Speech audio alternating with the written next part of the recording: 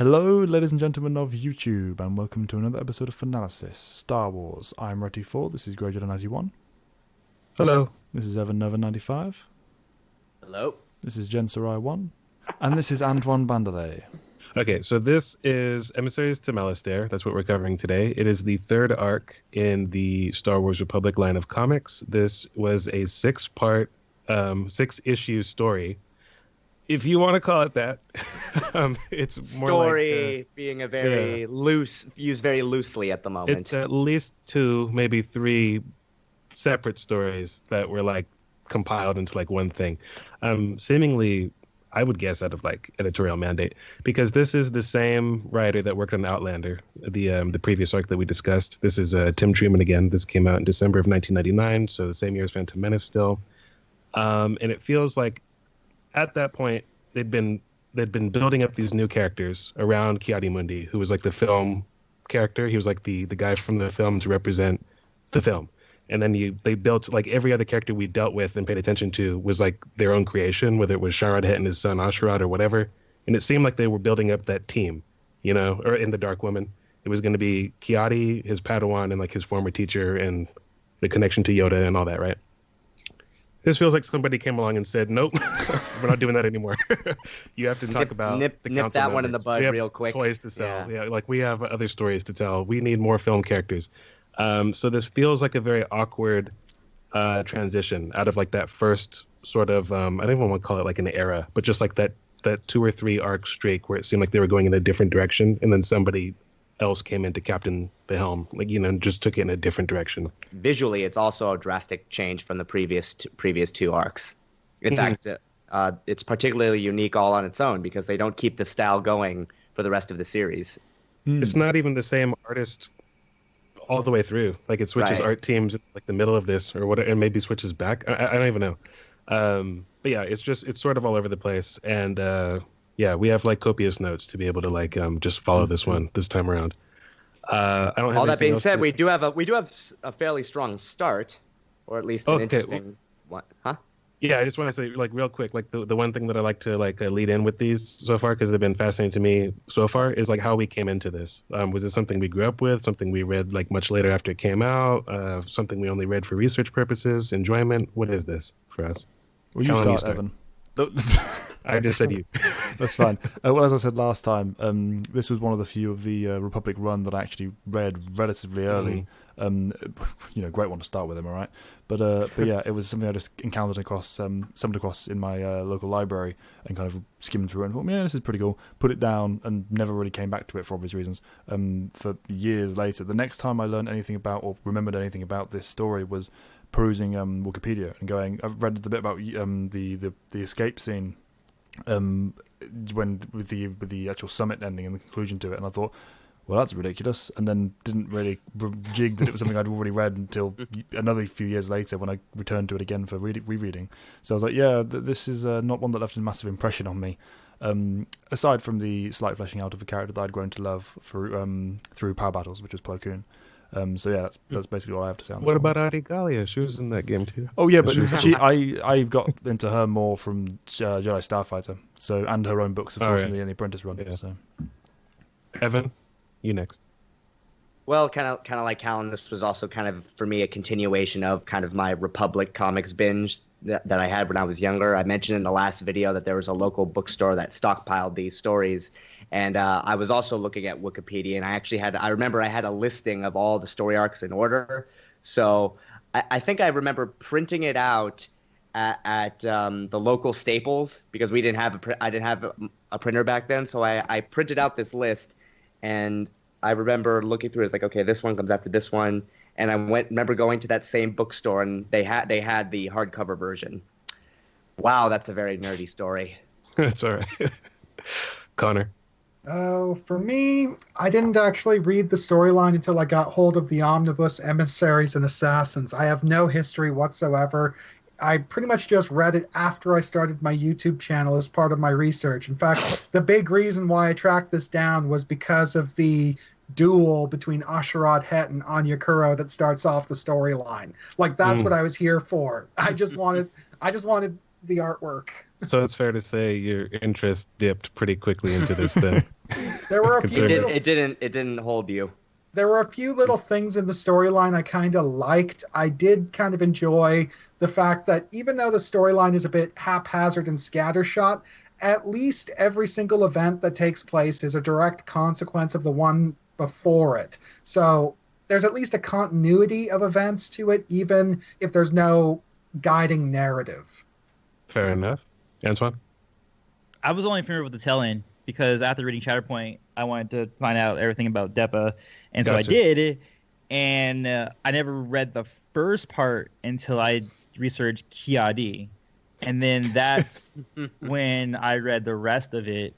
And I didn't really even care. I think I didn't really give it that much of a look because I literally was just looking at the Kiadi scenes, and I was like, okay, he's in this. Let me just read around the context of this.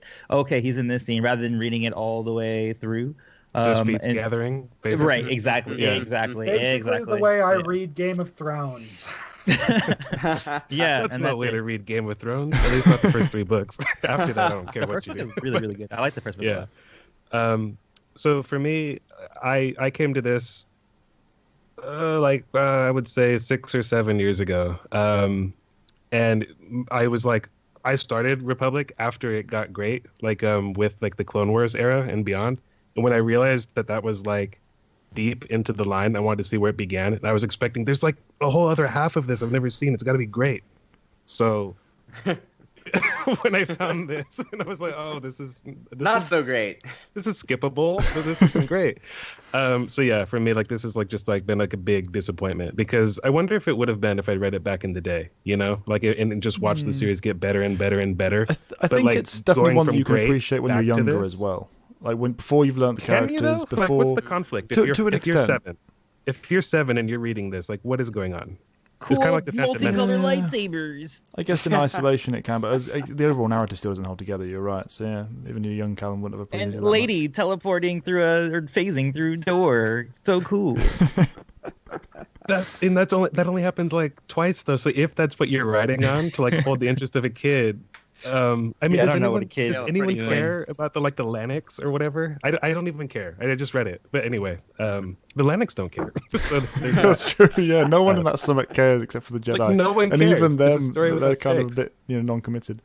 But anyway, so that's our. I like going through and finding our personal histories with each thing, because they're kind of different from episode to episode. But let's go ahead and go beat by beat now and start at the beginning, shall we? Yeah, it's a very good place. Well, to as I was mentioning, even though the story itself is a little subpar, we do have a fairly strong beginning to this, which is the sparring session between Ashurad Het and she's not called Anya Kuro yet, so she's the Dark Woman. She's like the Batman, right?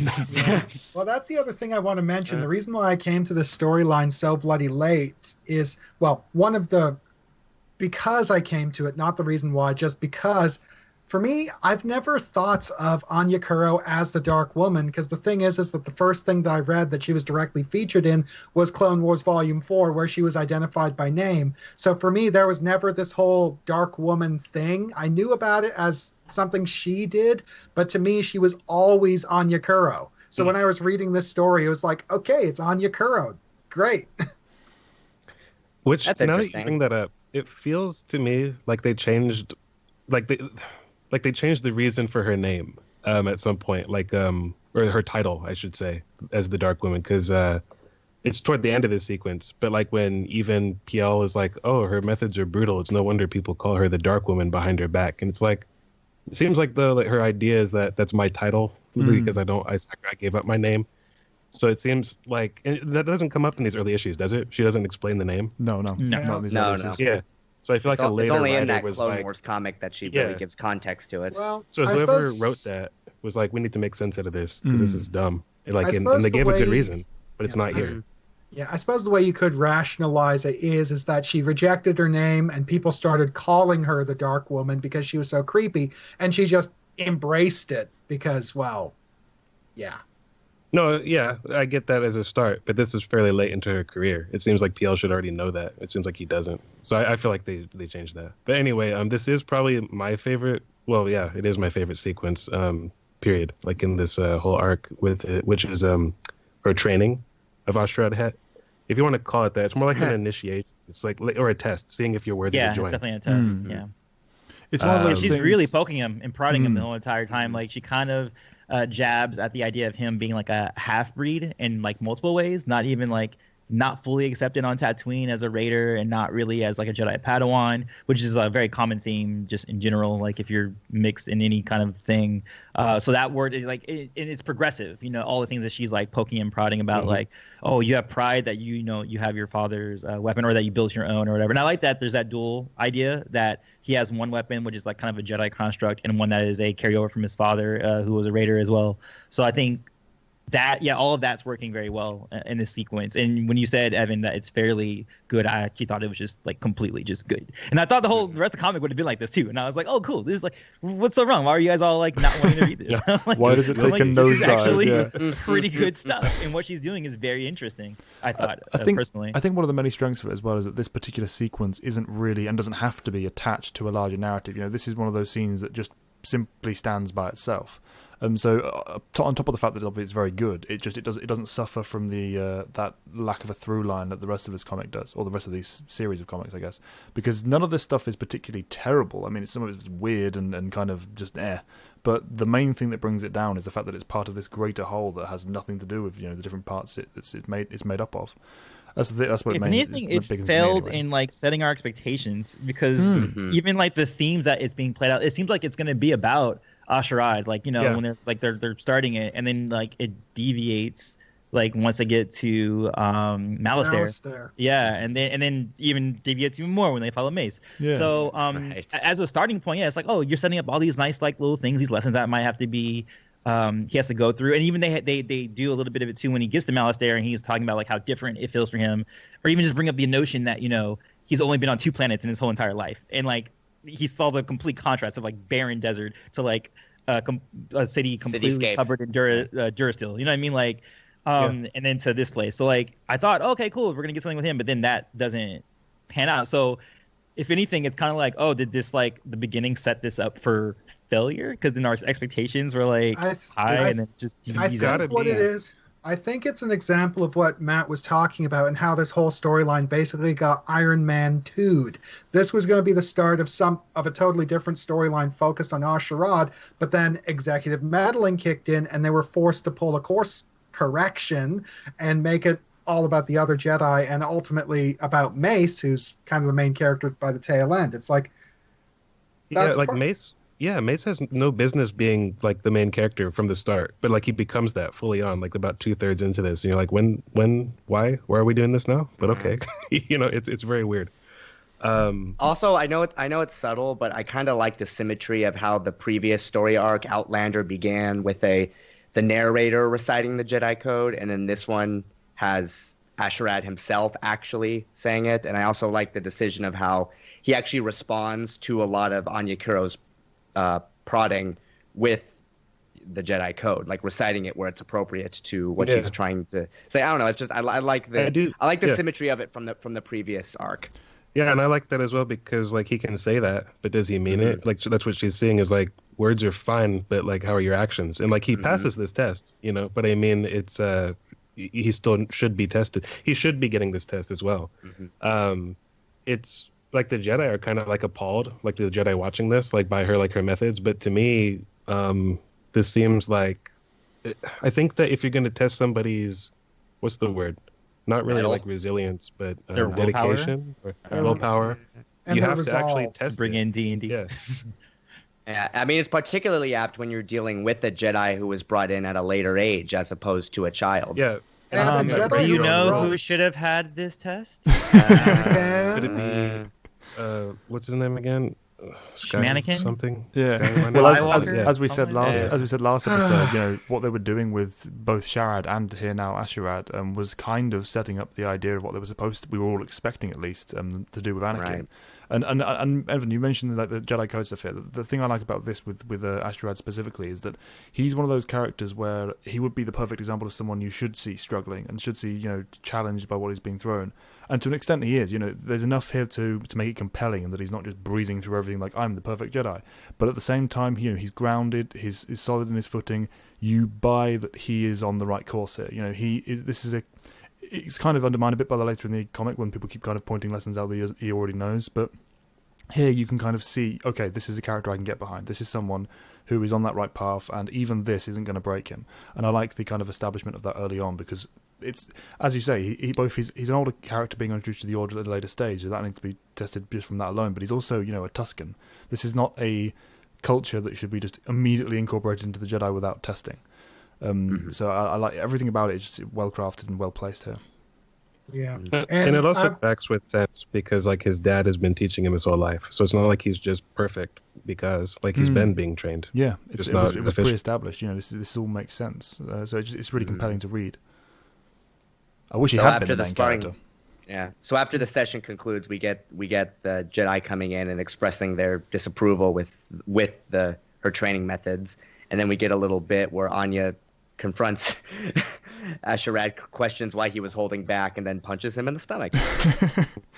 Anyone can be an enemy, even in these dark times. Yes. It's another very valuable lesson, and I like how it highlights or to an extent anyway, it highlights the focus on the danger of the Sith that the Jedi have at the moment. The seriousness of what their return represents. Bigging up the stakes of what it means for the greater story and the narrative of the galaxy, but also addressing, as we said previously, in things like Labyrinth of Evil, the Jedi are taking this seriously. They have agency here. They're not just resting on their laurels and letting everything that happens to the galaxy just wash over them.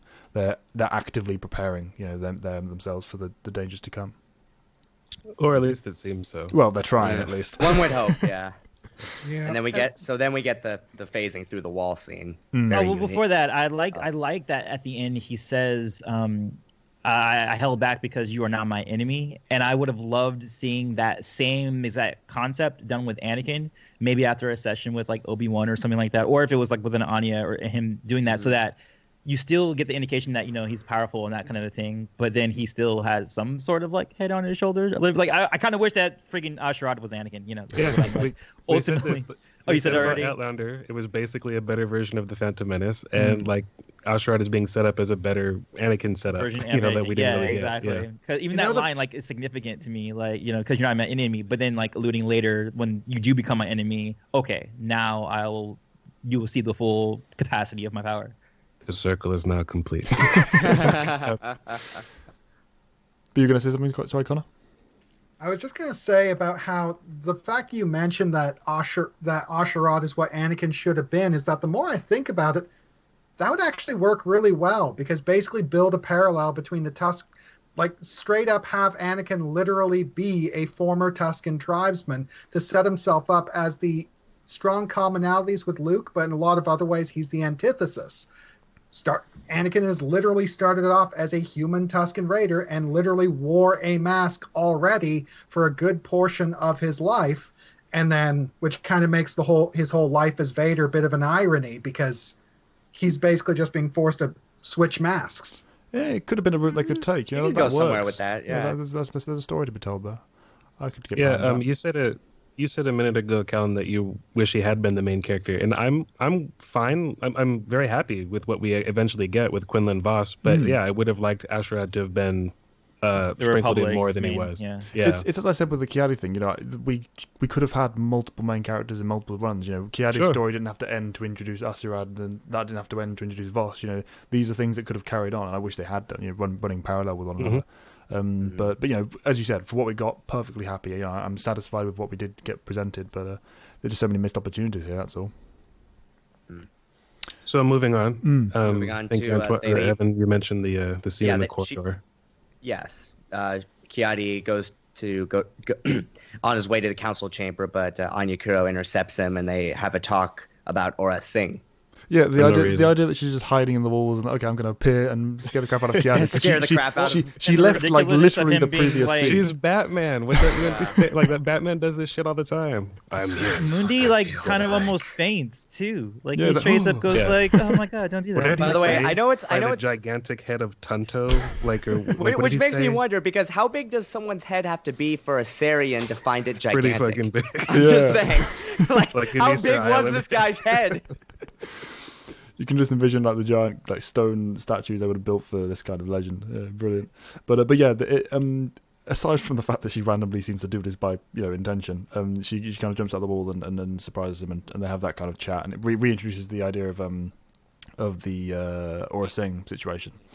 and all that that's been feels brought like- up in the previous issues.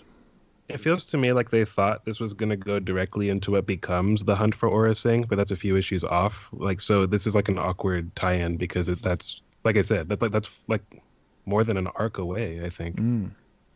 So they've got a few issues with their kind of pacing of the overall story they're going for. You get the impression that certain stories were either put in because they were finished earlier than they were intended to be, or editorial mandate kind of shuffled things around a bit. None of these kind of issues in these long runs really match in terms of logical sequencing until they get to the stuff that's really self-contained and really built around individual characters Which rather is than these soon, groups, by the way. which is very That's soon. coming Yeah, soon. you're looking Yeah. forward to covering it. But at least this first patch, they definitely seem to kind of stop-start. Where are we going with this? Trying to find our footing. It would be interesting to see the actual, the reality behind it, and why that happened. I'd love to hear from the creators on that one. Yeah, see what the actual through line was intended to be. Possible. People have email. We can always ask. Yes, yeah, sure. But anyway, so are we done with this scene? Do we go into the? I mean, unless bonkers anyone- council? the Yeah. Bonkers I Council mean, meets. unless anyone has anything to say on her teleporting. No, I hate it. Uh, I always roll my eyes at it. Why? me- Why? It's the kind of thing. Well, so. Well, you're right. Antoine doesn't like it. Probably. Why, Antoine? Like before. Because it's you jump in. ridiculous to me, and I think it's outside the scope of what Jedi abilities should be. It goes into like superhero Marvel like territory to me, and for And me, that's- Star Wars never was like that. To me, that's fair enough. But for me, so much of the EU is that I don't like. Oh yeah, I know, but that's why I don't like a lot of the EU that does stuff like that. Yeah, it's Which like is why if- post Return of the Jedi stuff is I was about to one say. of my least favorite stuff. that's probably Fate the of- most don't egregious read- one, isn't it, Evan? But see, the Fate thing of the is, Jedi, like, yeah. you swore off like Legacy, and that's the most grounded post Return of the Jedi. Just Oh, saying. is it By the- really? It really Yeah, is way yeah. more grounded. Yeah, I In always fact, just it's- compared to the I rest, always yeah. assumed it was ridiculous. No, 'cause everything in it's that era not. is ridiculous. Dude, if you read I Jedi or Fate of the Jedi, you're in for a Fate ride. of the Jedi is the worst. Legacy Yeah. is like a return. It's the same creative team as like the Clone Wars stuff. It's that. People are powerful, sure, but it's not like what you're envisioning. I definitely get where you're coming from, Antoine, with that, because I'm kind of two minds. I don't, it doesn't stand out as being outlandish to me, but at the same time, or in terms of my personal preference anyway, but in terms of the scope of what we've been presented across the, the entirety of the Star Wars timeline, this is not something that really fits anywhere else, because one random Jedi, she's not she's very powerful, but she's not, the absolute level of power that would seem to imply that is required for this kind of ability. And that doesn't really fit the grander spectrum of what we've seen elsewhere. So if it had been presented more in alternate eras with different characters, I'd be way more willing to buy it. But as it stands, it just kind of is there for me. I agree that she very much is random as well. Like you kind of pulled back, but at this time in the publishing, she is random. But if you're gonna get Palpatine doing Force storms in space, or Xana's tendrils of darkness, or like Mother Talzin's teleporting, Mother to me, Talzin's it's a good like- example, yeah.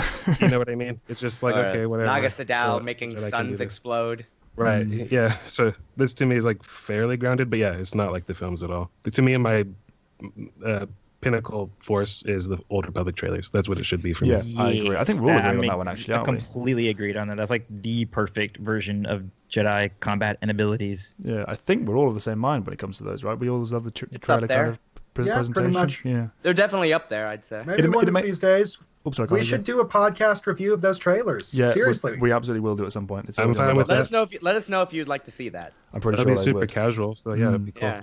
But yeah, it's amazing how those can unite Star Wars fans across the board. Those trailers, just But I considering just how wanted to talk. insignificant they are in the grand scheme. I just Yeah. wanted to say my piece about Anya Kuro's teleportation power is I'm okay with there being force Wait, is she wielders. teleporting or is she phasing? I thought it was just phasing. Kind of both. It's kind of both, yeah. She does both. teleport as well? Oh my god. She's Yeah, credited. in this, yeah, when she it's leaves both. Kiadi after their discussion about Aura Singh, she's not near any walls. She teleported. But Yeah. I don't mind there being force wielders in the setting who can do that, like alternative non-Jedi powers and stuff like that. I just don't think it's something that the Jedi themselves should be doing but by that same token, I don't mind Anya Kuro doing it because she strikes me as a sort of force wielder who kind of went out and studied with other groups and picked up a lot of alternative abilities. Well, we So- actively know. I mean, it's brought up here that she does kind of just vanish off the face of the earth every now and then, and just turn up years later. So she's always been that kind of mercurial being. But yeah, moving away from So her from up and next, we into got the council. council. We have a meeting with the Jedi Council. Yeah, crazy meeting. Where This is where like- several people actually talk. This is actually a big deal because it's one of the first times that's ever been depicted. True, yeah. That's- Before the establishment of just it being Mace and Yoda Everybody and talks, occasionally actually, I Kiadi. think. Well, they all have like that hokey, like, sign-in Beginning. sort of like Right. Knights of the Round Table, like, chant or whatever before they get down to business here. That, to me, was like over the line. It was a bit over the top, Yeah. yeah. I didn't actively dislike it, but I was like, okay, this is clearly them trying It's to think like, of something to make aren't it. we egalitarian and just and good here? Like, and I just thought, do they really do this every time? I would hope I mean, it was it's only for special crazy. occasions. This isn't a special Yeah. occasion, though. Yeah, So- well, it was true, but They're yeah. their own audience as well. It's not like for anybody. It's just them. They should Ridiculous. all know this. It's yeah, this is- literally presenting the Jedi Council as an echo chamber. Yeah. To an So we get extent. the actual meeting, which sets up the plot for the entire story. yeah, which is Yeah. that they must The send conflict on Malastare. six council members because Yeah. Palpatine says so, which is the loosest handwave explanation It's- for why they send this many masters Yeah. of this caliber. It's because they have to.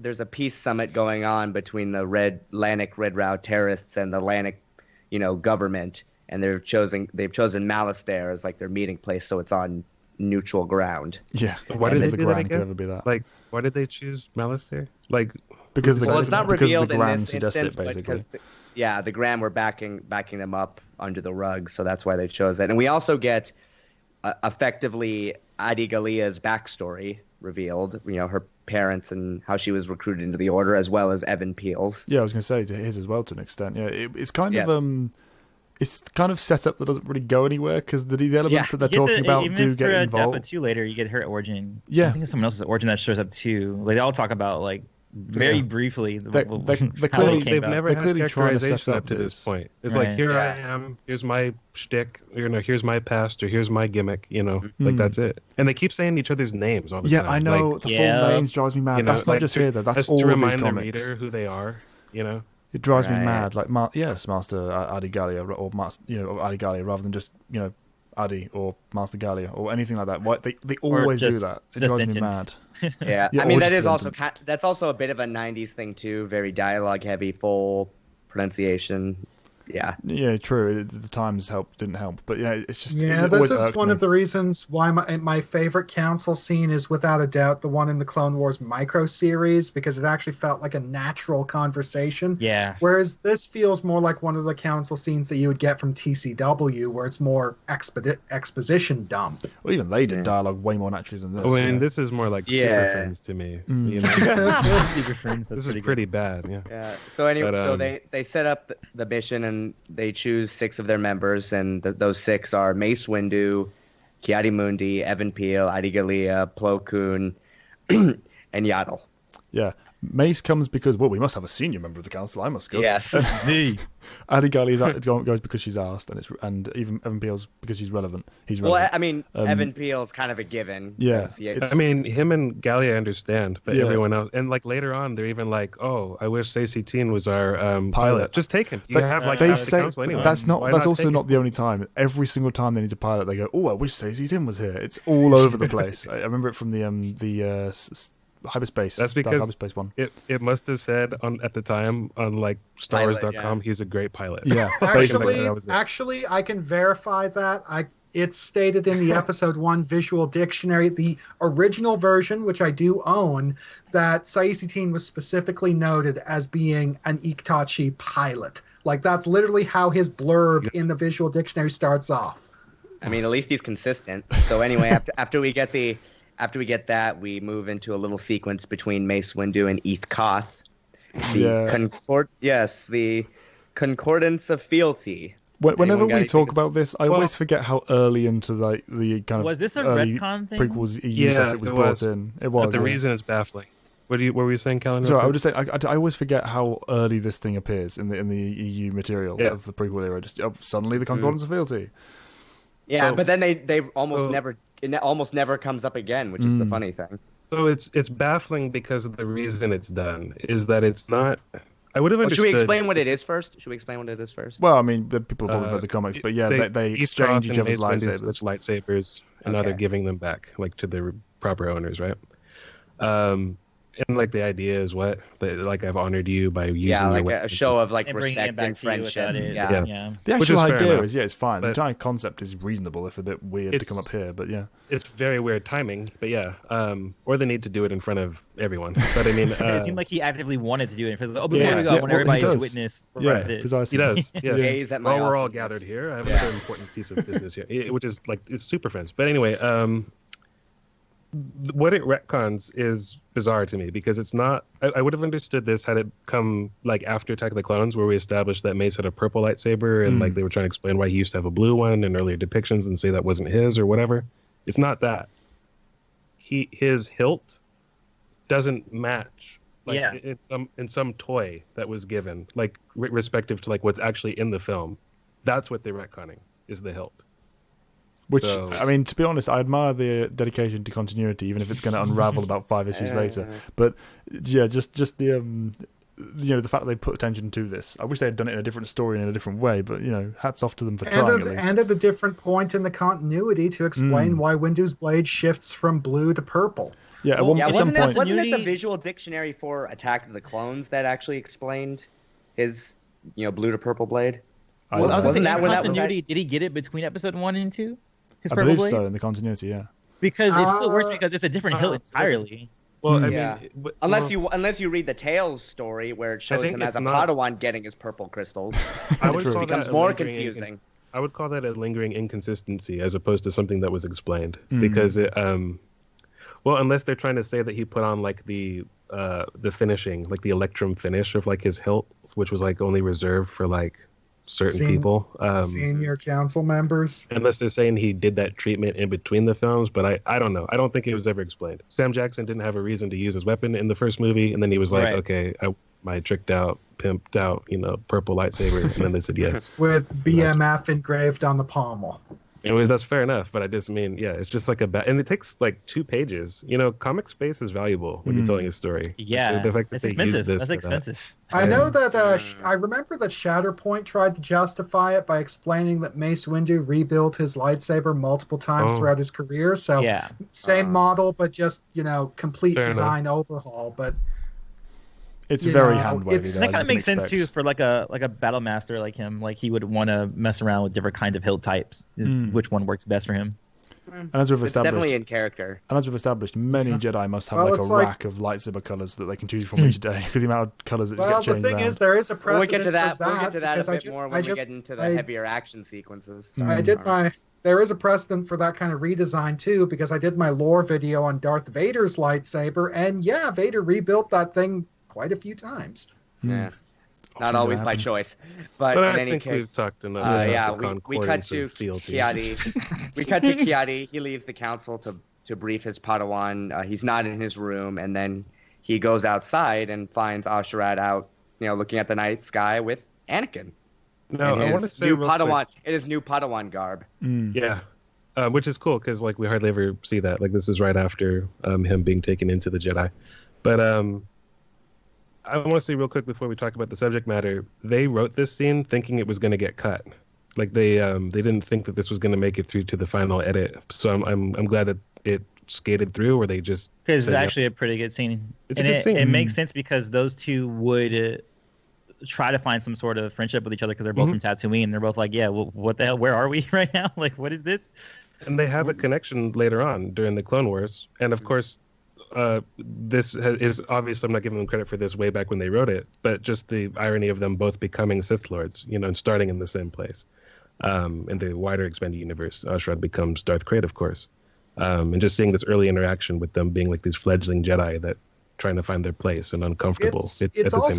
It's also just a sad little irony of watching this scene. You could see a friendship starting to emerge between Asherad and Anakin because of their common ground, but the next interaction we see between them is during the Clone Wars, and by that point, Anakin's had his whole history with the Tusken tribe that messed up his mother, and now he can't look past Asherad's mask, which to me is just so sad because the last time they were interacting, they were getting He's along like, they're cool. And he's also like, oh, Mm. Tuskens are not that bad. I thought they were like terrible. I never got to talk to them before, It's especially poignant when you read the Life and Legends of Obi-Wan book, which actually features an expansion on this scene where it talks about the direct aftermath of just prior to Kiadi coming. It details their interaction beforehand and them actually meeting, which is really nice.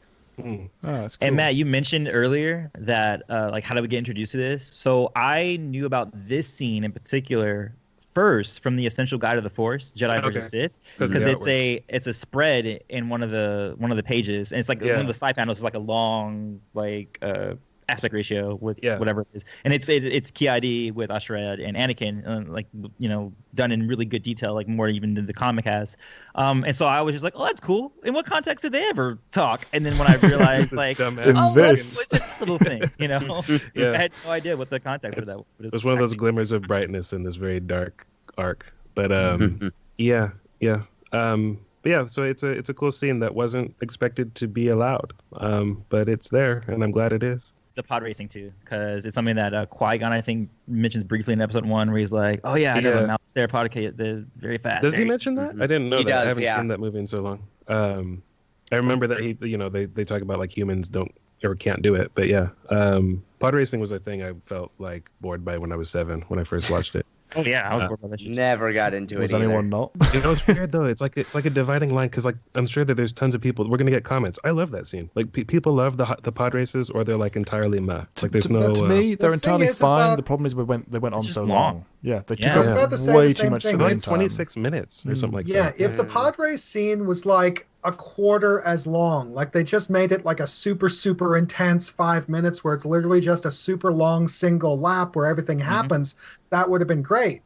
But the problem is it's 4 laps and it got so repetitive because it was just the same thing again and again and again and again and again. And it wasn't even that interesting a course, given what we see in other areas of the universe. Well, which is mentioned. It's funny you should mention that. Yeah. Because when they, the commentators, when they're talking about the Malastare course, they say it's one of the more intricate ones, that it's about speed and turns versus, like, I think they said OV4 has all turns and Tatooine is about speed. Yeah. Like it's a straightaway kind of a thing. They actually do mention that, which I thought was kind of interesting. The entire kind of capturing of moving on to the pod race in the comics, in the following issue, again, like the film, it overstays its welcome. Way too much page time is dedicated to it. But what they're doing with it, at least, is interesting and engaging. You can see if anyone was fascinated and really interested in the pod racing, this would be a good spread for them. So they put the detail in with the sponsorship stuff. The commentators from the film. Yeah, even that. Yeah, and as you said, Antoine, the distinction between the different kind of most popular racetracks. This is all stuff that comes across very very which works well also really well too, because at this time. I think Pod Racer had came out on Nintendo 64. Yes, if I'm not mistaken, right? Yeah, Star Wars Pod Racer, which also I believe had, I don't know if it had the Malastare course, but they definitely had some famous courses that do show up in the EU. And so it was just a nice way of kind of linking everything that was coming out, and even with the film as well. But yeah, again, as with the film, it overstays its welcome. We get too many pages dedicated to this. I mean, even in terms of pacing, even if you wanted it to be long, the way it's kind of quote unquote shot in the panels pages or something like that. It's covering relatively repetitive material, and like, oh look, an assassin, oh look, they're cheating, and like that. And you don't really care, especially from the fact we don't know the characters aside from Sebulba, who no one cares about anyway. The assassin comes from like the episode 1 story, I think. Which one featuring Qui-Gon or Amidala? Maybe the Anakin. But anyway, like we'll eventually review that comic. We're kind of going like a little bit out of order, out of the gates here. But yeah, that's established somewhere, like that through line that seems to come out of nowhere. Like in this issue, it has its assassin who was always trying to get Sebulba. Yeah. Will he do it this week? Yeah. It's like the Coyote versus the Roadrunner. I always forget that Sebulba doesn't die here as well. Like with him, he keeps going. Yeah, what I also like in terms of details, the pod racer itself, because again they said that different courses, different kinds of you should have a different kind of pod racer for it. Sebulba has a different pod racer, but specifically, is that Anakin? That's Anakin. Yes, it is. It's established in the lore that after Sebulba's pod racer got destroyed in that race, Sebulba was actually the one who bought the pod from Qui-Gon when Qui-Gon sold it because he needed a new pod, and he figured, I'll buy the one that beat me. I can't possibly lose now. Yeah. And does that show up in Jedi Quest? Because there's a Jedi Quest where Anakin, there's a pod racing thing, and Anakin sees Sebulba again. Is it established in that too that he also has Anakin's pod racer? I don't know. It's been so long since I've read that one. I'm so sorry, but I haven't actually read the Jedi Quest series. I feel like it's a pretty good you one. will get to that. We're going to finalize that at some point. We will. You'll read it then. Someday. But Yeah, yeah, but then 2 we years from cut. now. But after that, we cut to the stands, and we get our chief villains for this arc being very evil. yes, they Yeah, exposit to Typical one another. villain. We get basically a dump of their. Let me explain my evil plan to you out loud, even though you probably already know this and we're in public. But it's okay because I'm a senator. Hey, when you're in public, like, it's okay when it's at like an event like this. That's the point. We do our villainy like in plain sight because no one's watching us, right? This goes on in the Plagueis book. They're like, Yes, yeah, planning stuff it's while true. they're watching the same race, event. yeah. How can you But, plot and but run at the it's- same time? Yeah, it's Senator Oxmo who was he? Yeah, he was the senator in Phantom Menace from. Yeah, he had to have been because he would have There's been a lot of senators. Wait, which one? Team's replacement, right? Yes. Because that guy's like mega dead by this point. Yeah. He got Palpatined. Yeah, he's not. We also get the introduction of Zug, who's the leader of the Red Rao terrorist organization, as well as a fib priest for some reason. He's just kind of there. Yeah, there are a number of Fib characters that priest, kind of like, just linger in the that's background like a for stupid this. name, isn't it? Like we're the priest Yeah. of fib, like we just preach lies or what? Like that's ridiculous. Mm. That's like a Star Wars name. Yeah. That's like a George Lucas idea. I guess it also is worth noting too that this establishes the Grand's, subjugation of the Dugs. This is where that's first introduced. This I is believe actually What do you- This but is yeah. indentured. Yeah, I was going to say, what are you talking Right, about, Evan? yeah. Yeah, this isn't You subjugation. don't have slavery here. Those are for evil barbaric beings. Yes, which we totally aren't are. Now, excuse me as I I do put like my the- hood up and go walk into the Yeah, shadows. Right. Which he literally. That's really what happened. it's so on the nose. This is not subtle writing by any stretch of the imagination. They're literally expositing to one another almost within their own exposition. It's ridiculous. But the Jedi. I kind of arrive. like the visual of him washing his hands, though. I Like was a just ball. going to say that after he touches him with the money. Yeah, right. Like you're, Oh, no. like you're a different kind of, Evil, yeah. gross than I am. I'm above this. Yeah. That kind of.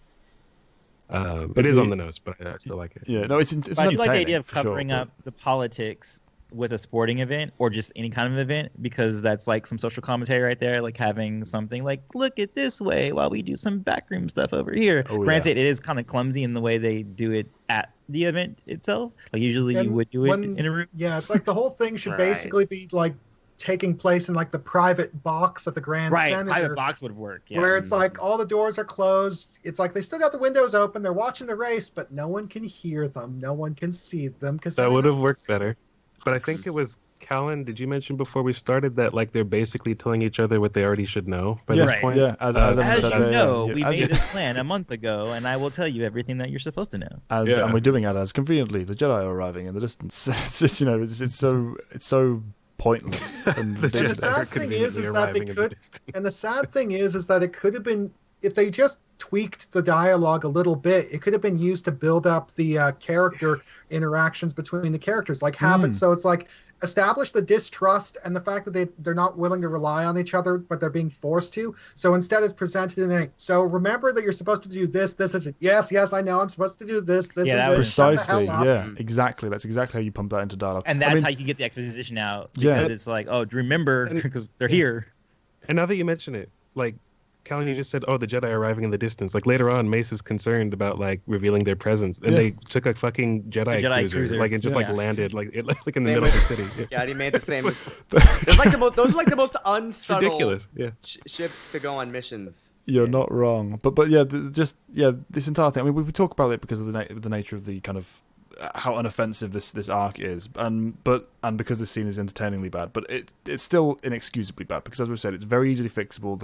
The points it's trying to get across aren't really important outside of setting up the conflict that no one really cares about. So this should have been better, and it is something that we it's a critique we have to levy against it. And more importantly, it could have been, as Connor said, 5 seconds of thought, and he's thought of a better way of implementing that to the story. So it's just something that they should have tweaked in editing.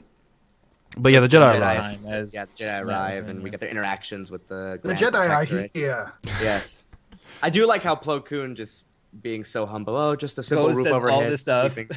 Yeah. And then Mace just going like, basically what he just said is we just fucking need a roof or whatever he said. Yeah. That's We the require first time little. Mace has been in character. Yeah, I know. Yeah.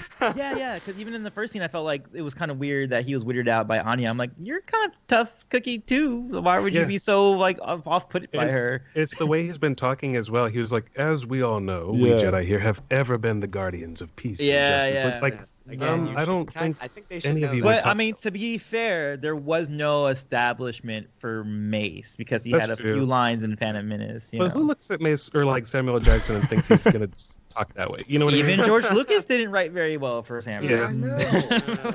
But it's important to note here that it's not just Mace as well. All of the characters involved here, all the Jedi, to various degrees and at various points throughout the story, are massively out of character from both what we know them to be, but also the idea of Jedi full stop. Some of them will have like, with the exceptions of one one's like Evan or Yaddle who have very little character. Well, yeah, even going forward. Precisely, so. yeah. But even them, they have at least the kind of baseline underlying fact of being Jedi behind them. But here, like they're saying things like everything's very unnatural. You know, they're talking. Yes, they're making across the point of of course we don't need slaves. We're Jedi, and we can carry our own way. And this is good ideas to get across. But the way they're doing it, it's like almost sanctimonious at times and very grandiose. And just you don't talk like this. Jedi are.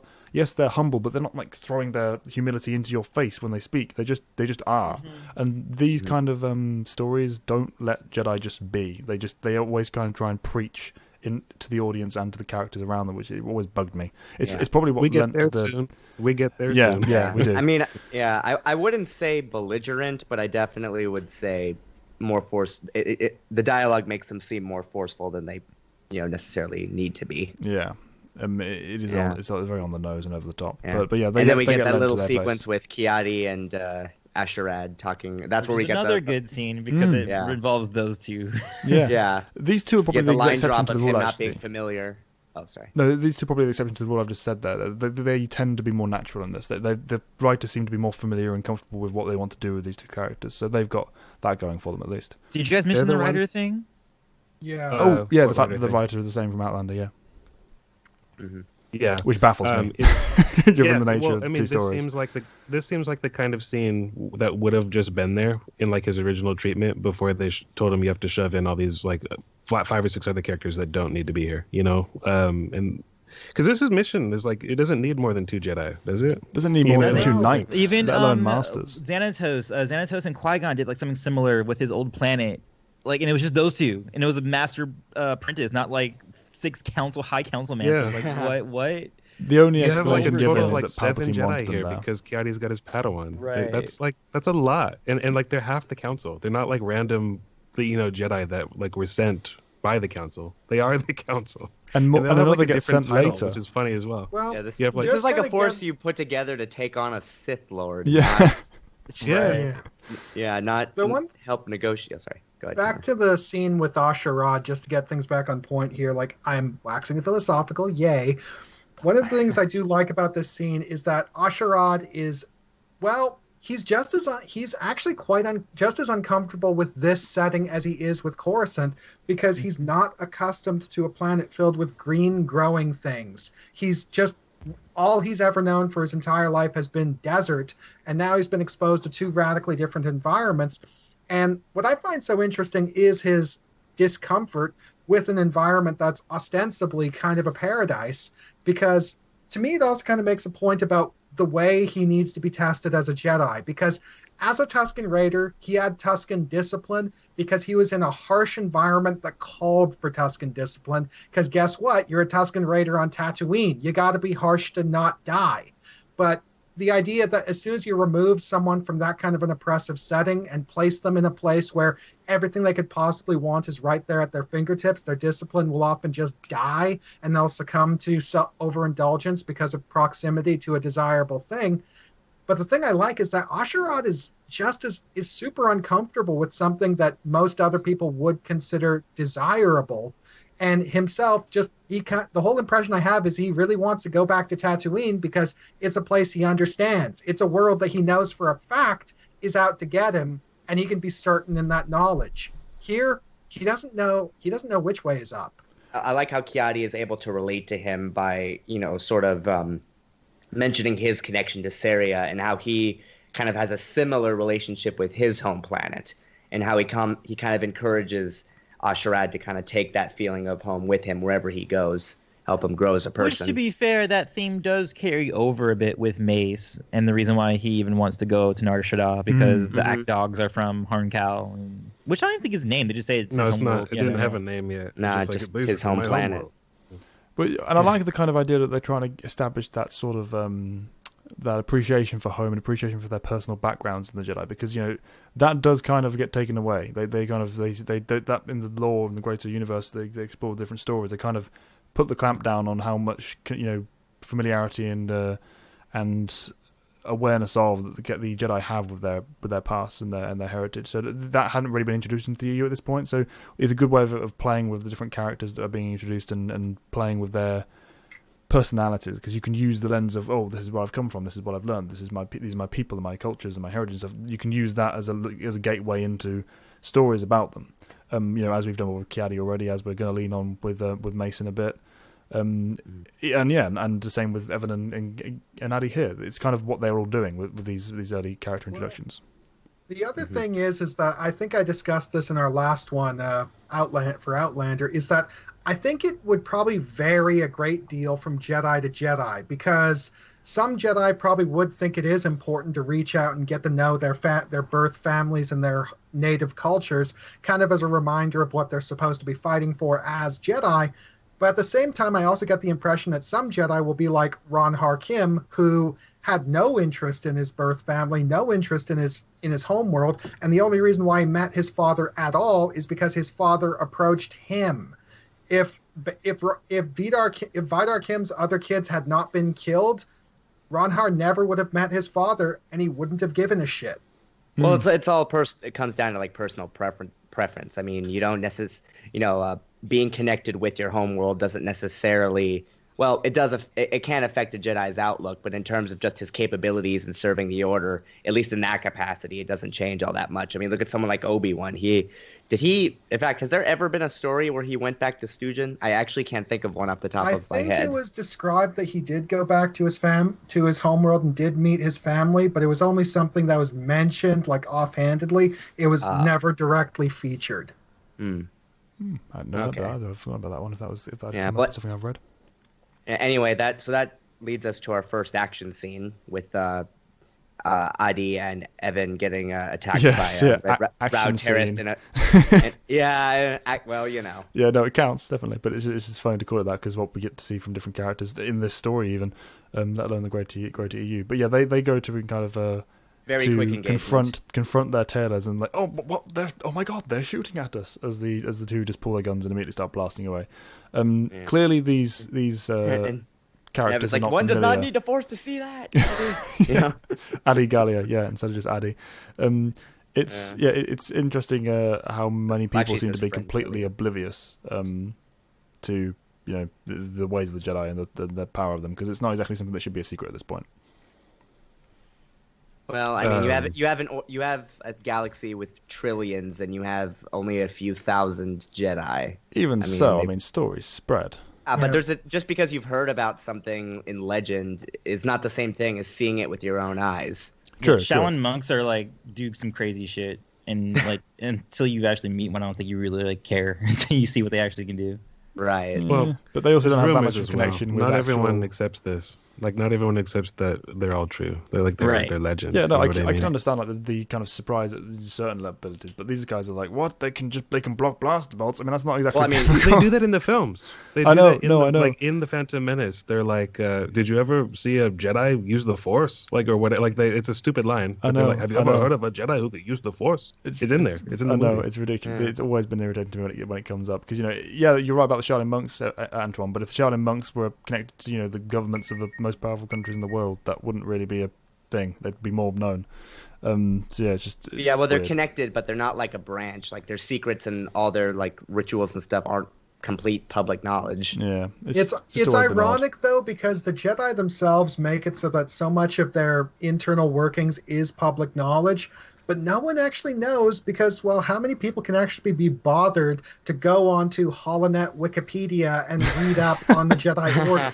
Yeah, I hadn't really thought about the fact they would have a Wikipedia. Or even, universe. I mean, Jedi are pretty powerful. Like they shouldn't be resorting to like busting out their lightsabers at every which way. Like they're diplomats first, and most times it should just be a talk or whatever. Like they shouldn't always be like, all right, time to do my police work, and then like they bust out their saber. So that's not like a common thing that even should be occurring in theory, or even using their force powers to an extent where it's like, oh my god, look at that crazy shit they just did. It's also like an era specific thing, like in terms of publication time. Like during this time, there's lots of stories where they kind of play up that idea that people underestimate the Jedi primarily out of ignorance. They don't understand what they can do. I mean, the Darth Maul Shadowhunter book, Obi-Wan, he like just casually like displays his superiority, and people are like, whoa, like, are you like the most powerful Jedi ever? He's like, oh no, I'm like one of the weakest ones right now.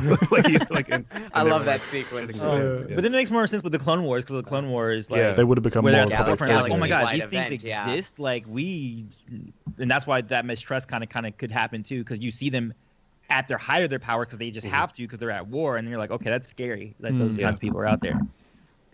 Yeah, and how much again, it's like with X-Men. Like X-Men, they're not always using their powers unless they're like in a fight, or you know what I mean. Like they're not always like, I'm gonna show you my fire from my eyes. Well, that's it's like for training. Yeah, it's like the Darth Vader scene in Rogue One. You go through the entirety of Rogue One. It's more or less a grounded action movie with Chirrut representing the Force, but still having pretty, relatively grounded abilities that can be explained away. But then Vader shows up and you remember, oh yeah, people who do that exist in this setting.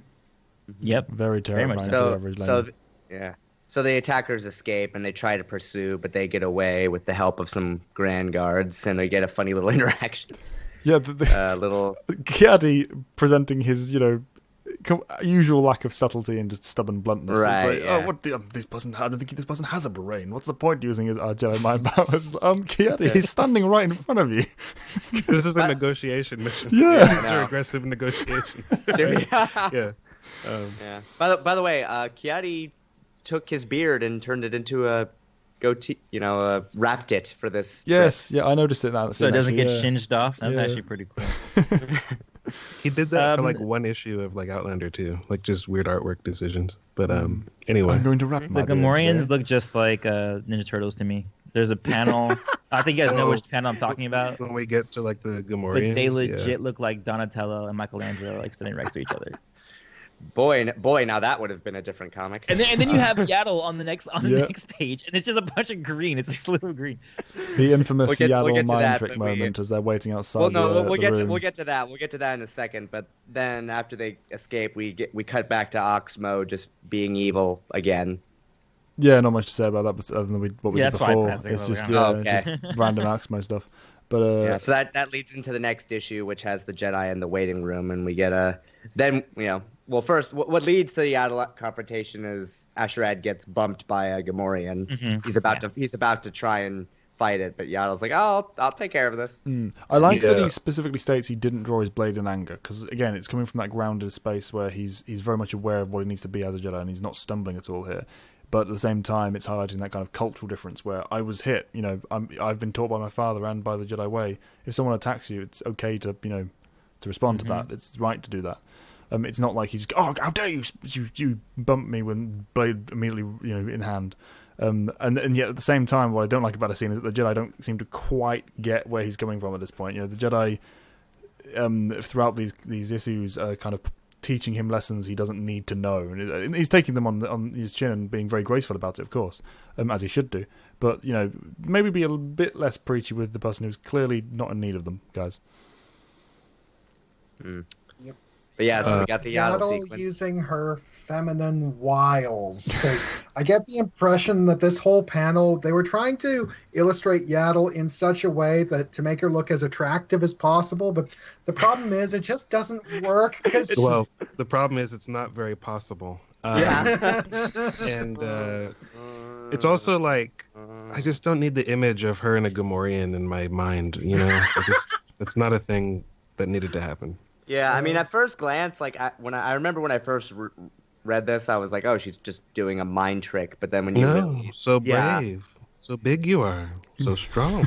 Yeah, I know. When you actually read the dialogue, it's like to give it credit, it could be that she's appealing to the. Excuse me. No, we're passing over that. She could be, appealing to the baser Gamorrean instinct, like mentality. Culturally, these people said, I'll just make you think I'm saying what you want to hear, kind of thing, and just mind you. It could be an attempt to reach towards that came off really wrong, but I'll give it the benefit of the doubt there. I think. Man, you reached like no one else. What I do like though is that just when she's starting off her whole spiel, because she's clearly using a mind trick, is that the Gamorrean's first response is, "What?" Yeah, just like what is happening? No one's ever hit on me before. But the other thing, it's this moment as well that we get the Plo interaction with Astrad, right? With his because he's concerned about the waiting and that he's kind of on edge, and the masters address that. I like this is one of the moments that stood out to me even back in the day, because Plo was already a favorite for me from Power Battles. That he was teaching a really valuable lesson. It's a bit in the middle, out of nowhere, given the context of the scene, but the lesson itself is pretty good. Focus on the beauty of the world around you. Don't look at even through the ugliness that's being portrayed. Appreciate the small things. I think that's an important lesson, and I like it when Jedi get the chance to give. It's almost like a little like evolution of Yoda being like don't look to the horizon, keep your thoughts here from Empire. It seems a little bit more focused on like the positive, and I find that kind of misplaced considering they've like recently been ambushed. Like, you know what? Maybe do have like your eyes reservations, open. Yeah. But anyway, that moves into the actual summit itself, and we're introduced to Prince Ricardo Souffle the Ninth. Ricardo Souffle the Ninth. Which, by the way, means that there were at least 8 other people with this name in the galaxy. How did the bloodline get that far with that name? It baffles me, but the guy's an arse. That's the main thing to take away from it. He's just the height of douchebaggery. Yeah, it's typical like arrogant sort of prince, character mold. And I will say one thing will say in defense of this scene is that I actually think it perfectly represents the theme that George Lucas was trying to make with the prequel trilogy, which is essentially that the Jedi are in a super, super bad position where they're being forced to defend an unworthy government, here represented by the douchebag prince. But the problem is that the people who actually want to step up and replace the government and take power are overtly violent and tyrannical and would be far, far worse.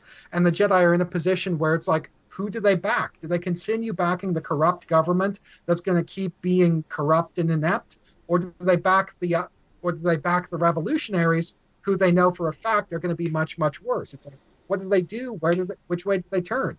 It's an excellent microcosm of that situation they're in, and I highly doubt it was intentional given the lack of knowledge they had on that computer at this point. But it works. It works in retrospect. Quite fortunately.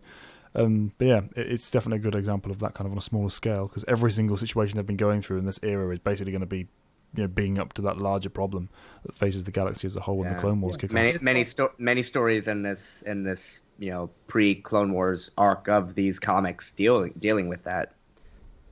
Yeah, again, it's funny how many of them did that without prior knowledge, because again, I refuse to believe they actually had the groundwork for this leading up to it, because they would have done things a lot differently if they had.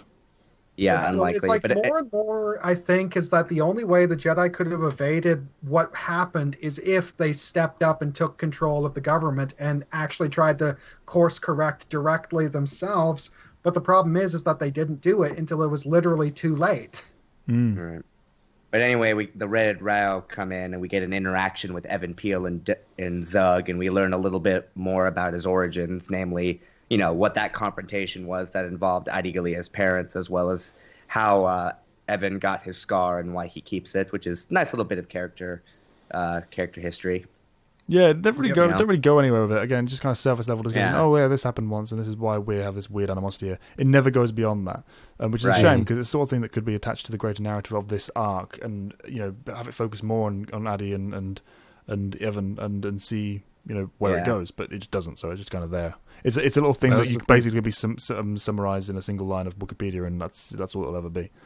Right. It's also kind of there's nothing wrong with it, but it didn't age especially well in comparison to like other Jedi legends, like other threats that Jedi have faced. Was like, I faced 6 of you, like little guys. I'm like, who cares really, Evan? You know, that's just the impression I have at the end of the day. I also think it's funny how like corporate the Jedi sound. Like Adi Gallia's all, "I'm chief negotiator," and Mace is like, "And I'm Master Mace Windu, senior counselor of the Jedi High Council and acting director of the mission." Yeah, this one is funny because he so basically steps forward and dry. I'm the acting director of the mission. Yes. It's like, Mace, can you take a step back? This is the negotiating table. And he's the negotiator. And Leave it and to the her. other ones, they Yeah, they just just- brought them. and we They don't just- need to be here. They don't even get an introduction. Yeah. I to suppose the we'll table, just which is stand here brilliant. I just awkwardly wanted to mention that before I moved on, but we can definitely move on now Oh, yeah. if we're ready. To that exciting pod race. Yeah, it's shorter, thank God, but it's another Yeah. little snippet of that. Again, everything we said about the first one, well, paneled, well shot. It's just ultimately pointless. Did George Lucas write this? There's a speed racer. There's a pod racer named Donko Very Much. I didn't Donko catch very that. much. I was skim Donko very reading that much. section, so I did not catch that. Wow. Okay. I want an apology. Oh yeah, Whoever- I skipped that too. I just looked at their faces. I was like, I don't care about their names. Yeah, Oh this, my this God, is there not is a relevant to the Donko overall very story. much. Jesus. Okay, well that's the thing. Oh, then. Good dear. to know. But yeah, the other thing is, Prince has hissy fit. The negotiations break down. And the funniest thing is that it's with the last name, so it's like I cannot make up any more names. Donko very much. It's just the last of the list, always the way. Yeah. But yeah, the back to the room. Prince, the prince has a hissy fit, and Mace has to adjourn the meeting because he's like, okay, this is just escalating and going nowhere. Typical Jedi, futility or facing futility in that. And this is when we get the world's worst assassination attempt. Why are you trying this? Read up about the Jedi, please. It turns out that some of the prince's guards were actually in line with the terrorists, and it says something about the story and how it's presented that I can kind of understand where these terrorists are like at least being motivated from, because the prince is just such an ass, Right. as is Reyes. What kind of prince must he be if someone like this is turning against him in such a violent way? I know, and it's also another little bit of unintentional foreshadowing for where things go wrong when stalwart defenders of the old system finally hit their breaking point and say, you know what, fuck this suicide bomb. And that's pretty much what happened with the Clone Wars, because it's like, sure, the CIS was composed mainly of corporate entities who provided the funding, but they had a lot of legitimate backing as well from legitimate figures of authority like this, guys who were previously stalwart defenders of the old system, but who are now at the point where they're like, we need a change, and I'm willing to back these guys despite their problems, because at least they give a shit, unlike the guy who's currently in the hot seat. But the attack leads to the next action sequence, which, as we were discussing before the recording, is a little bit ridiculous in execution. Yes.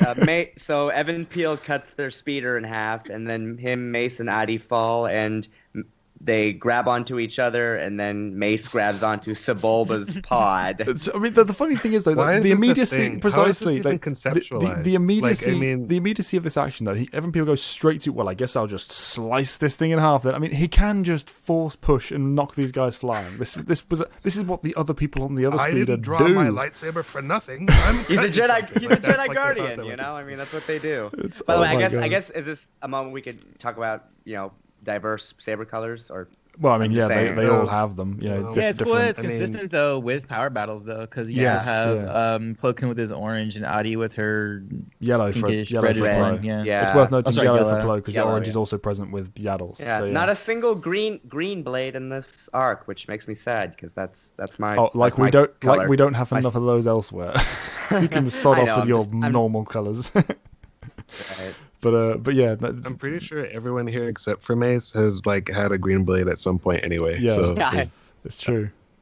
But yeah, the actual action is noteworthy in its ridiculousness because obviously we get the connection to Sebulba, which did not need a presence here. We have three Jedi High Council Literally members hanging from his twice, two different separate parts of the sequence, hanging from Remember And his. he He's tries like to a whack him phoenix. off with a And wrench. you have to use him.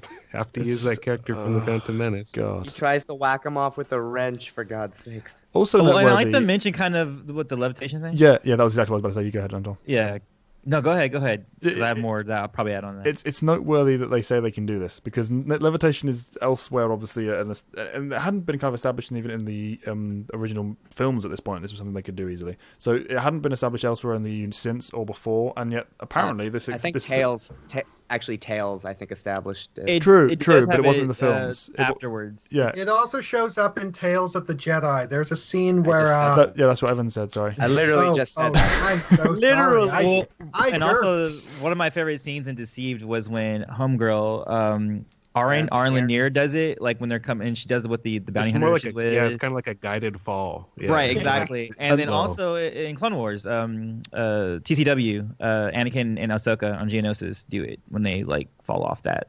Oh yeah, I actually Oh, never yeah. watched it. Afterwards, Yeah. it is a thing like Yeah. that. Well, no, I know it comes Or- up every now and then, but most of the time it's established to be this kind of high-ranking thing that people can do. And then Mace just says, "Well, I guess we could just do that." And I was like, "Okay, so They're if these guys high-ranking. can, no, I they're- absolutely buy they're that these guys high-ranking. can. I absolutely buy that these guys can." But it just establishes that in my head. I'm thinking, okay, I should probably reevaluate the kind of idea of levitation for just general Jedi at this point, because obviously they usually do the whole landing from ridiculous heights thing, but we never see them, do that awesome Like stopping Dooku- their fall with Yeah, the you force. never see them do that kind of Dooku levitation from the platform. That's always bigged up as like a big, unique thing. It's like, maybe he's just fancy. Yeah. We also get the funny sequence of Asherad giving Yaddle a piggyback in order to Yes. drive the Yeah, speeder. the immediacy of that. Here, I'll help, and just grabs her is just hilarious to me. It's like, He okay. just grabs her, sits her on his lap while he's just like, and Keanu's like, good lad. Working Yeah. the pedals. But and the other thing I want to bring up is the ridiculousness of Mace being unwilling to use his powers because, like, we Right, don't want to give away that yeah. we're Jedi, despite the fact that we're doing this, and I've also just drawn Yeah. my lightsaber. Meanwhile, I'm gonna hang off a pod with my saber drawn. Which with is my totally... super strain because Yeah. they're holding me from my belt. Like, Yeah. what? The entire thing is just silliness incarnate, and it's one of the more extreme examples of that in the Star Wars, universe. Because And at it's least all this is the- attached to a normal story rather than a crazy one. And what's All great is mixed up we with get the a, pod race. yeah, we even get a fake out where Mace falls, but then as they're falling, Addie whips out a Grappling grapple hook. gun. Yeah. It's just a thing Which- she has apparently on station at any time, which isn't And then exactly that gets, and then massively that gets crazy. But severed by the assassin. Who's Oh my trying god, to that was kill like the most Sepulva. lucky shot. yeah, Yeah. crazy, and yeah, and this This is is all. the grappling hook thing, like a deleted scene from like the Phantom Menace, where like Qui-Gon had one. Yes. Yeah, Yeah, there's there's a number that of them. whole Yeah, thing that would be where- why she has one, I think. Yeah. yeah, because Yeah, look, it's and like- also it was like merchandise. Standard But- Jedi equipment. But yeah, it's such a thing. If it's either a thing they always have Also, or it's just completely out of nowhere. it's 'cause poetry. they use It's it all the poetry. time. It should rhyme. And Luke, he had a grappling hook, and Qui-Gon has a grappling Oh hook. yeah. Right. It's But just didn't all he just have one silly. because it was like basically. stormtrooper equipment, though. Like I mean, Yes, it was a why would stormtrooper belt. Where do you think the stormtroopers got it from? Yeah, this is something we should carry. We've seen the Clone Wars. People didn't do it all the time. It's just useful equipment. I mean, But anyway, yeah, it's just silly, and it's fun. I'm not trying to rag on the writers or the artists or anything for this, but it's so. These Actually, are council yeah, talk about masters. the art. and- The art's bad. actually Yeah. pretty good. Like, yeah, it's very the art's very really vibrant. solid. It is, yeah. Well, the it's like penciling one- in particular, the Nar Shaddaa stuff, but even here, Yeah. it's pretty good. Mm. well, it's like one of the pencilers was Our Lady Jan Dracema, so to be expected. Mm. Yeah, it no, doesn't this, look like visually her to me. speaking. Which one? yeah, Like which really issues sticks were out. her? Yeah. Yeah. But There are some issues where it looks like her artwork, and some issues where it's like the very first image on the very first page of this comic of just Asherad Het standing there with his lightsaber. It's like it overall doesn't directly resemble her work, but then there are little glimmers in there that I notice that just kind of pop out to me as stuff that she's really good at, like the way the light is glinting off Asherad's face mask, or the way the lightsaber blade itself kind of has those weird little red dots around it, kind of representing the energy haze. It's like stuff like that shows up a lot in her artwork. It seems to me that because this is probably she was probably having to hold back on her own unique style to match up with the styles of everyone else, so that way it Yeah, wasn't such a drastic sense. shift. But little glimmers of what she herself is really good at kind of poked through. There's Mm. definitely a lot of attention to detail in the artwork on this. That's for sure. Throughout this entire kind of run, but it's I do it's like so it weird in the because it's next attached to issues the of Nar Shaddaa. which is not her. It can't be. That's not her. But I mean, the perspective is what I like about those. Yes. Some of those shots. Yeah, some of the shots of and the way the panels are done. Yeah, I love that. It's that had the same thought from just the early pages of that one, how drastically different it was from the main story.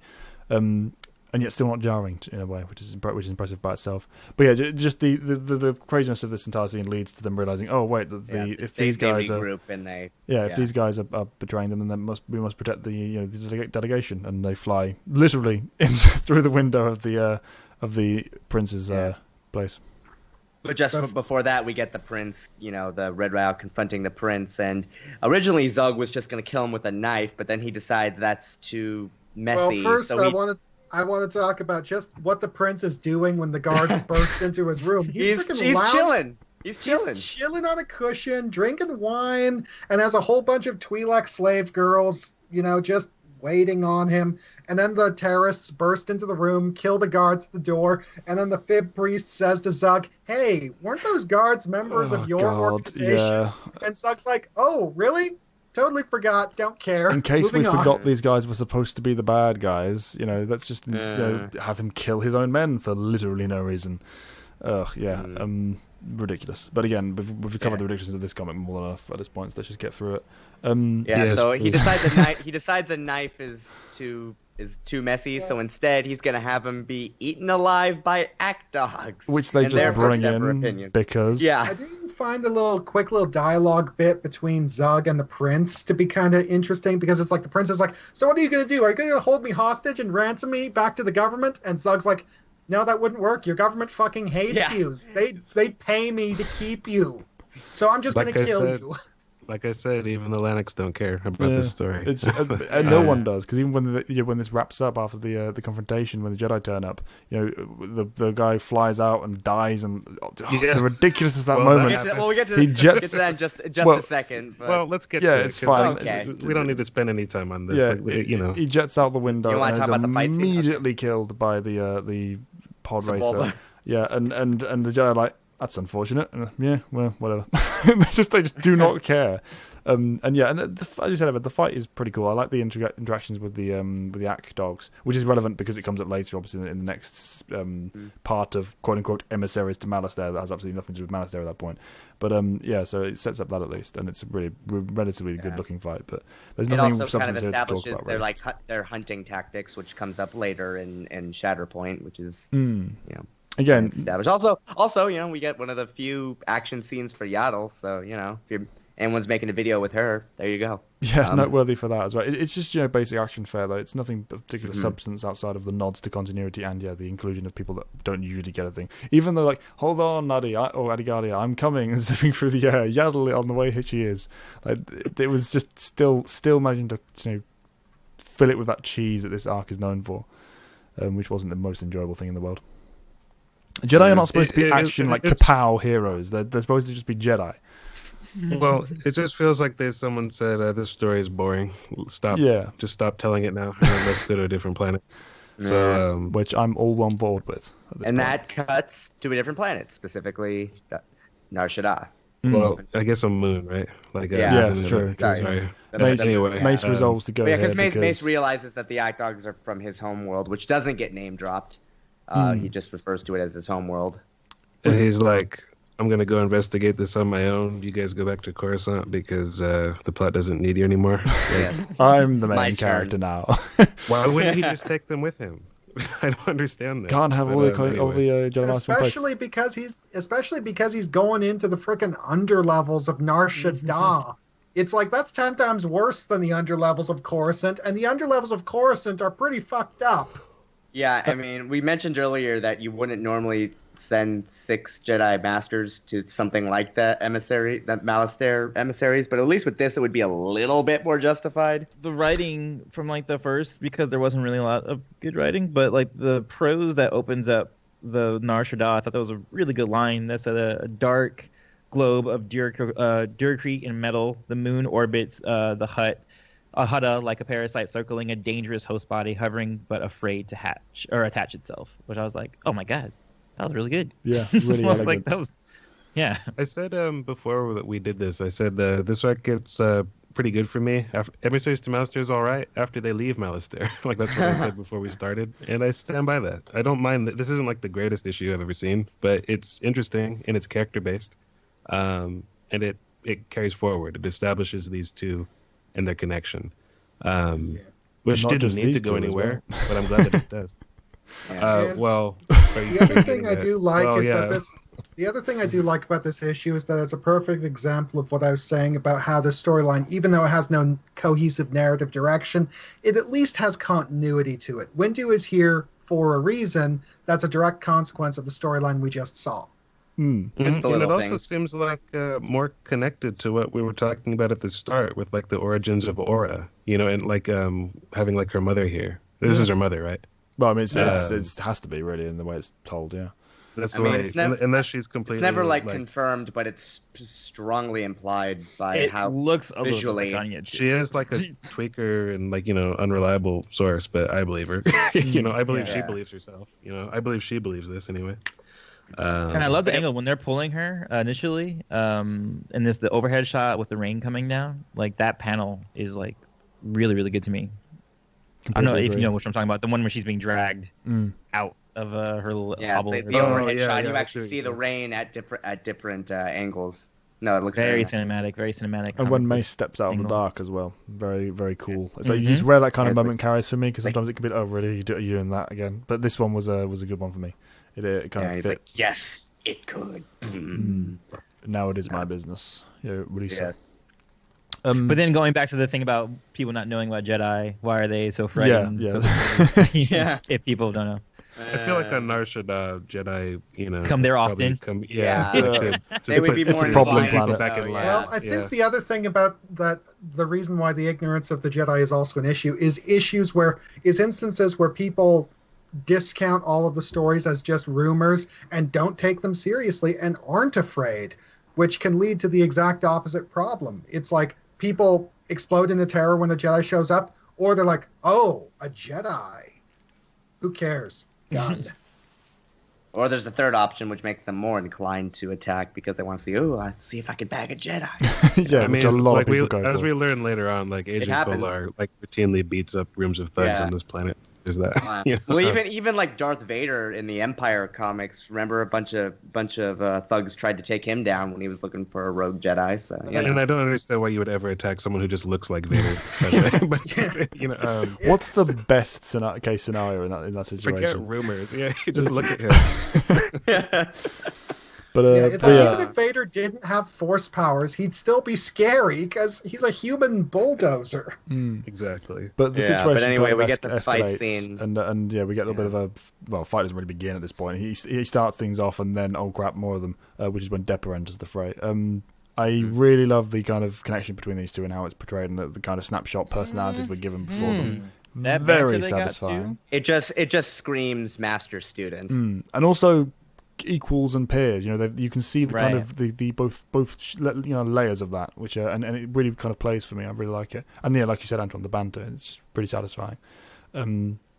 What isn't so satisfying is when Voss just literally walks onto the page. Oh. I just wanted to mention the random panel in the Deepa Windu interactions where Deepa says that Windu's head needs some protection and actually rests her hand on top of it. That was Yeah. so and all satisfying. I'm thinking is, she's the only person in the entire galaxy that he's going to let do that. Yep. Nope. It's If anyone else brilliant. touches his head, he's going to break their wrist. That is, I love that moment. Just, that right there, that is Depper and Mace. Like just perfect.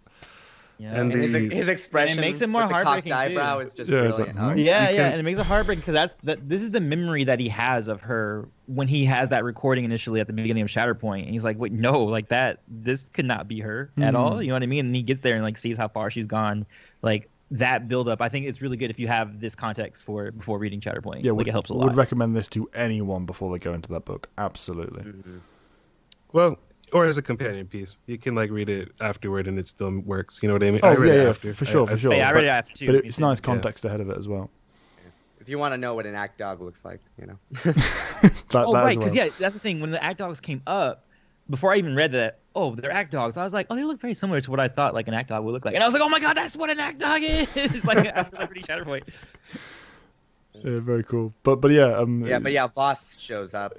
Yeah, in his first ever appearance, unless you count the movie. It's just baffling. This is ridiculous. I don't know what they were doing here. They didn't either.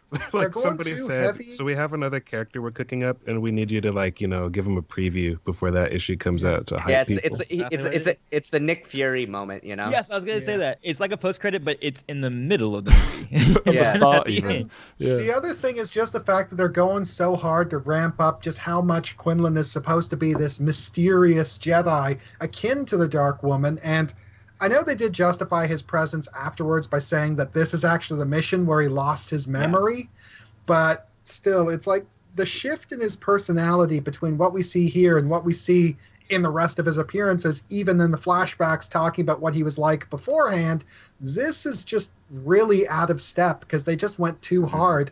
Well, they went too far on the whole mysterious Jedi angle, and you think? This is the sort of behavior that I would expect from someone like Thom, not from Voss. And even then, in like a playful manner, because Voss is. He's talking to two council members. Yeah, I mean these are not just peers for him. He should have way more reverence for them.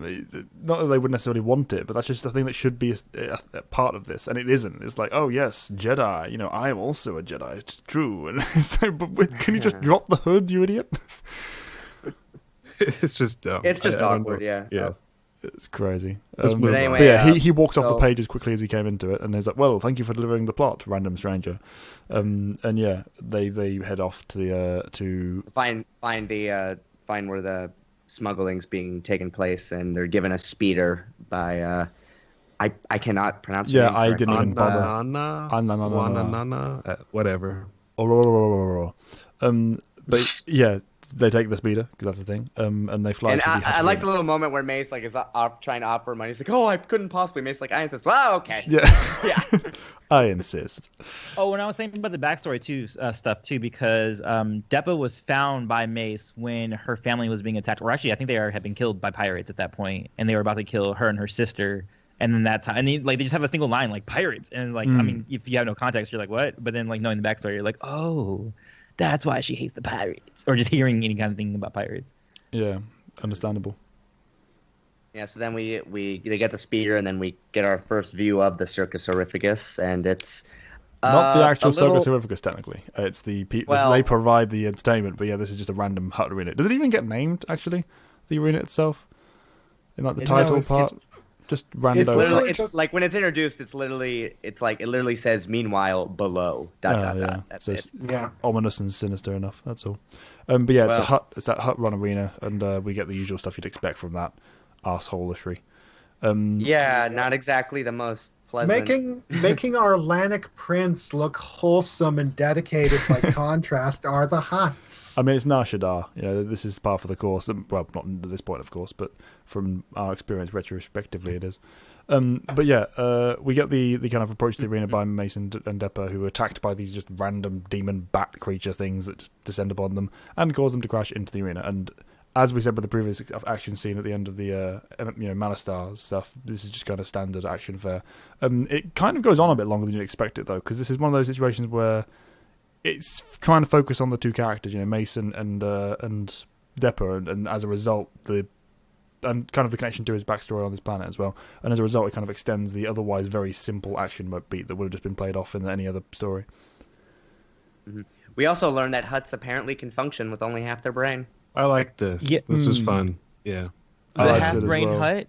Yeah. That disgusted me. I think also because I was eating at the time. A bad time to be eating. Yeah. Ew. Especially because they actually have a freaking camera panel that's looking at the hut from the side. Exactly. That was the panel that got me. That was the panel. It takes a second to kind of orient your perspective. Because you're like, which direction am I looking at this from? Like the way it's kind of shown because the tongue is there, and it's like, oh, that's bizarre.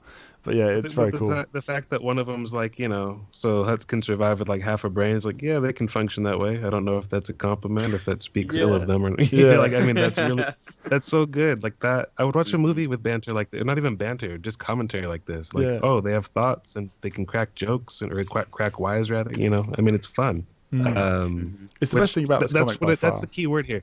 The rest of this was not fun. This has now become fun. Yeah. And then we had just the delivery of the quote unquote exposition as well with the whole. Yeah, I've heard that they can regenerate, and it looks like that's coming along pretty well. Another 100 years and it'll be fine. Like that. Yes. It wasn't like huts. Oh, I know actually from my studies in the library that huts actually have lifespans of 500 years and they can regenerate. Right. Like anime much, talk. Yeah. It's much more naturally delivered, which I like. And then we have like an awkward cutaway to Villy Grark because he'll be a character someday. For Quinlan. And yeah, it's weird to have it here. It's really weird. It was kind of like Quinlan. It was actually his. It's just the same thing. Yeah, it's the same thing, and they're both in the same arcs. It is bizarre that this is like they're just throwing things at the wall his and seeing what characterization, sticks. though, in this instance, is actually a little bit more consistent with who he became That's later for sure. on. But I mean, I feel like this story was already written, and somebody came in and said, "Hey, we need you to plug in like these two other characters that are going to be things," and they just created other pages that weren't there before. The arena, and then for him, yeah. Oh gosh, Let's just walk him in the arena. Because it had to have been done in post. It makes no sense. It is bizarre, and it's so out of nowhere. Like they're just throwing things at the wall and seeing what sticks, and that'll do. We'll get back to that later. That'll become more significant. And don't get me wrong, I appreciate the continuity of it all, but there are ways to kind of shape and introduce these things, and that's not how you do it. It's hard to appreciate continuity in this arc, Emissaries to Malastare, because they don't really care. I mean, this story, as you said, has nothing to do with what came before, other than the act dogs were there. But that felt like that was just there to get to here. You know what I mean? The entirety of the Emissary to Malastare situation was just for this, which is a really weird thing to think about. Not that was obviously the reason, but it feels like that.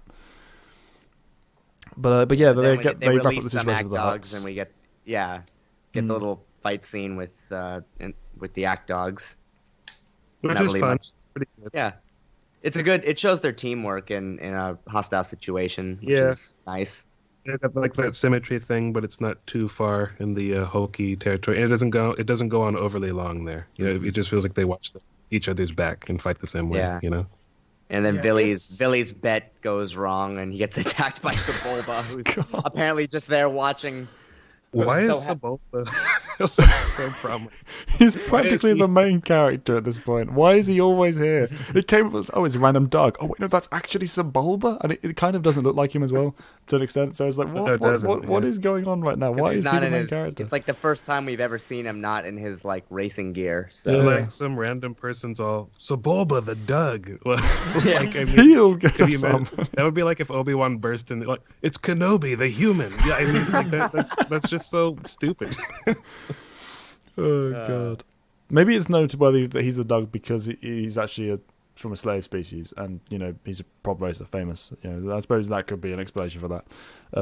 But still, it's just weird the way it's presented, and everything about this it's so random and out of left field. It's just, how are you supposed to care? Oh yeah, that's a good question. I don't think anyone thought of that before they wrote this. Yeah, so I mean, but still, I did enjoy Villy's reaction upon finding out. Wait, you're Sebulba? It's like just that random instance where you meet a celebrity and they're pissed at you. He's literally got the poster of the guy in his hand that he's just taken from the wall. It's like, wait, what? You're this guy? It's like, come on. But yeah, never heard of it. Nowhere here. But anyway, so they confront the Hutts, force them to back off and disband, and that pretty much sees off the arc. Yeah, I mean, if you can call it that, it's the end of a series of events that are vaguely tied together to each other for some reason. The only thing I can say about this one was Deborah Mace. I love every interaction between the two. Yeah, just to end it off, I actually like the last thing when I forget what they said prior to it, but then Deborah said something like it's too late, mostly anyway, and then Mace finds that very callous of her to say, and then she's like, it's been a long day, which I feel like is a little bit of a prelude to what happens to her in the Clone Wars, but to like a much greater extent. Like at a point she just doesn't take shit, and I think that is very much what could have happened at Horn Cow. It's just like the war got to her very quickly, and she just like, like fuck it, and I like that. At least for me, when I read into that, it's more of like a foreshadow kind of thing. But also the crowd kind of spilling over into the arena, that seems like that should be like a thing they need to fix before they just kind of walk away, because a lot of those people are just going to die. There's still two act dogs left. the thing is that this is Nar Shaddaa. This is a criminal event, and most of the people in that crowd are themselves criminals. So I don't think that they have two shits to rub together. So. But anyway, yeah, this one doesn't quite hold up the same as the previous two. Yeah, I mean, I wasn't quite as positive toward the first arc as you guys were. I was sort of neutral on that at the end of the day. A good opening, weak finish for me. Outlander, I obviously love. But yeah, this is easily... This is not just like the worst so far. For me, in my memory, this is actively the worst that it gets. It's all uphill from here as far as Star Wars Republic comics go. Yeah, kind of like how the other ones were only like super hardcore recommendations if you were like a diehard Kiadi fan. I probably only recommend this to either hardcore Deepa fans or hardcore Evan Peel fans. Yeah. Or just I recommend it completionists, to of course. completionists. And if you want to see more of early Darth Krayt, early Asherad, see an interaction with him and Anakin, that kind of stuff, it's worth a read, but I don't know how often you'll return to it. It's one of those ones where I'd take specific scenes and just pull them out and just then hand the scenes to people, in individual pieces. This is not something you need to see the complete work for. Just get the important and exciting bits depending on the characters you're particularly attached to and look at that. Because the complete piece is just not worth your attention. Yeah, it's like, I will say that the artwork is consistently gorgeous, and there are some interesting story beats that are kind of nice to learn about from an academic perspective. But the problem is that unlike Outlander, this one just doesn't really get you very involved. It feels like watching episode 1. It feels like there's still a sequence of a continuity of events here, but there's no narrative and there's no reason to care. The people involved don't care. It sets the scene. It plants the seeds for some really, really good stuff down the road. Quinlan Voss's series, Shatterpoint, etc. But as it is, it just really, I mean, it just is. Yeah, I mean, the reason I'm having trouble describing it is just because it's like at the end of it, I don't know, I don't feel like anything really big happened, so it just kind of leaves me lukewarm the whole thing, Yeah. But I just always love when people say lukewarm in context of Star Wars. Yeah. Why? Luke. Oh. He said why? That's like one of your favorite characters. That's why. That's exactly what I thought. It's midnight, for God's sake. Give me a break. That's no excuse. It's been 28 hours for me. I've not slept in that long. But anyway, Antoine, your closing thoughts. Oh, yeah. It's totally... I just read this initially just for the Depa stuff and not for anything else. Oh, and maybe I think I did read a snippet of the beginning. But yeah, other than that, I think it's a skippable one. Although these are was it 6 issues or was it 5? This was 6 issues. Yeah. 6. Baffling. So I suppose you could read the 6th and the 1st. And I think you'd be okay. I would say, I think like the last 2 are Mason Deepa. So maybe the 1st, so, the yeah. 5th, and the 6th. Yeah. Yeah. So yeah, same thing for me, really. Calendar, do you have anything else? No, that was all. This is the so worst it gets, so feel grateful for that. Nice to get out of the way early. I'm having like a mental deficiency moment right now. Is Jedi Council Acts of War before or after this? I think it's before, right? Or is it after? It's gotta be like, it's gotta be before because Maul was alive, right? Yeah, in the timeline it comes place way before. Yeah. Okay, so in any event, that's the next thing that we're going to be looking at as far as Star Wars comics go, is Jedi Council Acts of War. So, and like that to me is a step up in terms of this, or like from this. Confirm that based on the document. Yes. Yes, Acts of War is next. Okay, It is cool. way better than this. Yes, that is a very fun one. It's much more cohesive, for a start. I don't know the artwork. I don't know, but in terms of like the writing, for sure. And then after that, it really is smooth sailing for a while. Lots of good stuff in store for you guys that we've got coming your way. So yeah, I'm doing your part. Yeah, I was going to say, I'm ready for it. I still don't have an outro. Sure, Doesn't work when I'm not the first one, does it? Great Jedi 91. Thanks for listening, guys. Evan Nova 95. We hope you guys enjoyed. We'll see you guys later. Join us or die. Antoine Bandele, peace, love, and may the force be with you always. It's hard to follow up a cup.